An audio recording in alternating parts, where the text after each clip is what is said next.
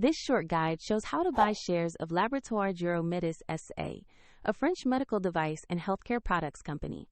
It trades on Euronext under the ticker ALEMG.PA, and this is an educational overview, not financial advice.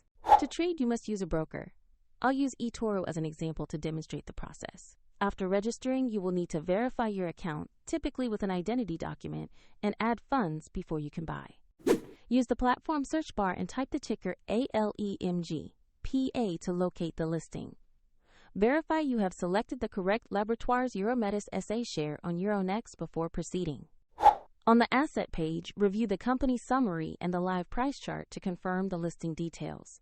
Make sure the page shows Laboratoires Euromedis SA and the ALEMG.PA ticker as the correct security.